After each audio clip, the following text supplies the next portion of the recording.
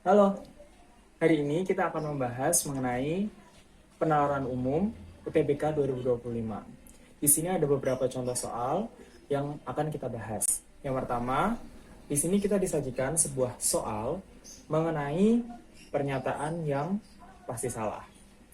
Untuk menjawab soal yang seperti ini, kita harus menemukan informasi-informasi penting yang ada pada teks. Kita baca teksnya. Minuman manis kian menjadi tren di Indonesia. Selain rasanya yang nikmat dan membantu melepaskan dahaga, minuman ini menjadi favorit terutama di kalangan anak muda. Namun, terlalu banyak konsumsi minuman manis dapat menyebabkan obesitas dan risiko diabetes. Minuman tinggi gula memberikan kalori lebih banyak pada tubuh. Hal ini mengakibatkan obesitas apabila tidak diimbangi dengan mengurangi kalori dari makanan. Penyakit obesitas akan meningkatkan risiko berbagai masalah kesehatan seperti diabetes tipe 2. Oleh karena itu, disarankan untuk membatasi konsumsi minuman manis. Nah, di sini kita bisa menemukan beberapa informasi penting. Yang pertama, minuman manis kian menjadi tren di Indonesia dan menjadi favorit bagi anak muda. Yang kedua, terlalu banyak mengonsumsi minuman manis dapat menyebabkan obesitas dan risiko diabetes. Yang ketiga, minuman tinggi gula memberikan kalori lebih banyak pada tubuh. Nah, untuk pernyataan yang pasti salah, kita mencocokkan opsi dengan informasi penting yang sudah kita dapatkan. Yang pertama, minuman manis atau opsi A, minuman manis banyak digemari anak muda karena dapat meringankan dahaga terutama di siang hari yang panas. Pernyataan ini termasuk ke dalam pernyataan yang pasti benar. Kenapa? Karena pada pernyataan ini disebutkan, minuman manis banyak digemari anak muda. Ini sesuai dengan informasi yang disebutkan di dalam teks. Jadi opsi A bukan jawabannya. Kemudian kita melihat opsi B, mengonsumsi minuman manis tidak berlebihan, aman bagi kesehatan. Nah, opsi B ini merupakan pernyataan yang mungkin benar. Kenapa? Karena pada teks dijelaskan bahwa disarankan untuk membatasi konsumsi minuman manis, tetapi tidak dijelaskan dampak penurunan dan pengurangan minuman manis terhadap kesehatan tubuh kita, sehingga opsi B ini bisa jadi benar.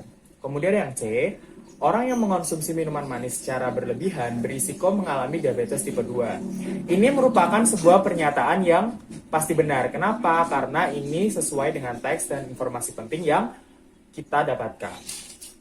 Kemudian, opsi yang D adalah minuman manis dapat menyebabkan obesitas sehingga sudah tidak lagi menjadi tren di Indonesia. Nah, untuk pernyataan ini adalah pernyataan yang pasti salah. Kenapa? Karena pada pernyataan ini disebutkan minuman manis dapat menyebabkan obesitas. Nah, obesitas itu menyebabkan minuman manis sudah tidak menjadi tren. Ini tidak sesuai dengan teks dan tidak sesuai dengan informasi penting yang telah kita temukan, sehingga jawaban yang pasti salah adalah opsi D.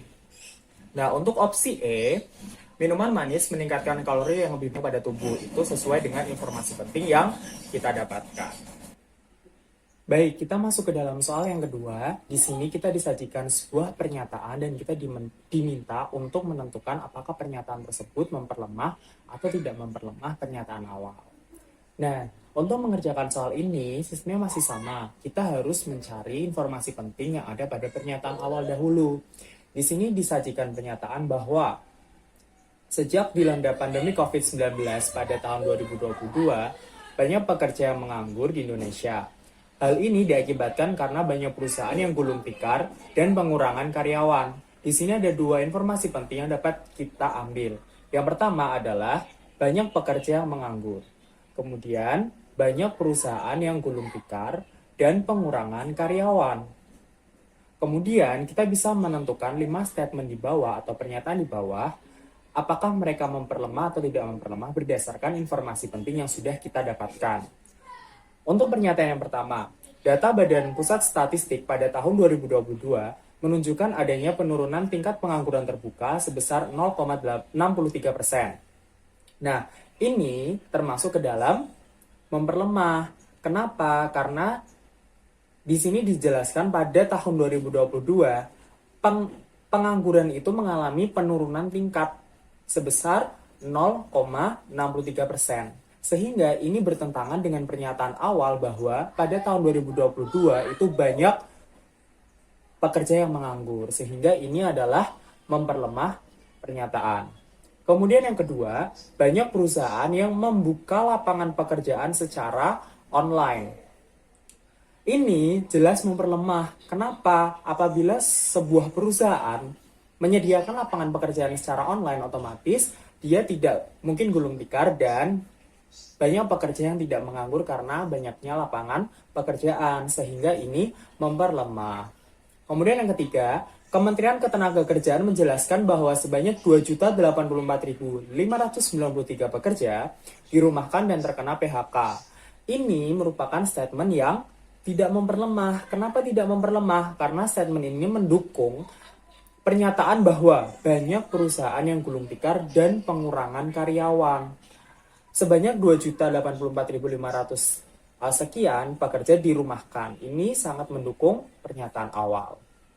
Kemudian yang keempat, hasil survei menunjukkan bahwa 39,4% usaha berhenti dan 57,1% usaha mengalami penurunan produksi.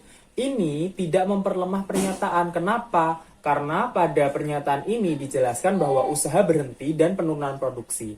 Itu mendukung pernyataan awal bahwa banyak perusahaan yang gulung tikar.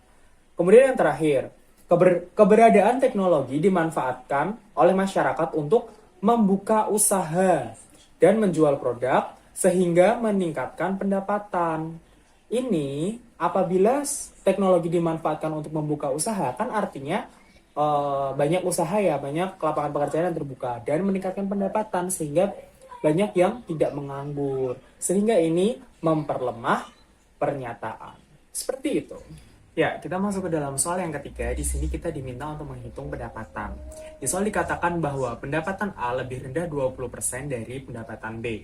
Berapa pendapatan B jika pendapatan A adalah 3.200.000? Diketahui bahwa pendapatan A adalah lebih rendah 20% dari pendapatan B. Artinya adalah 80% ya kan dari pendapatan B, sehingga dapat kita tulis A sama dengan 80% B. Nah, A sama dengan 3.200.000. Nah, 80% itu bisa kita jadikan 0,8 B. Nah, untuk mencari pendapatan B itu sama dengan 3.200.000 kita bagi dengan 0,8. Hasilnya pendapatan B adalah 4 juta rupiah. Sehingga jawaban yang benar adalah jawaban yang B. Nah, itu dia pembahasan soal penalaran umum UTBK 2025. Semoga bisa membantu rekan-rekan sekalian dalam belajar dan mempersiapkan menuju UTBK 2025. Semangat dan sampai jumpa!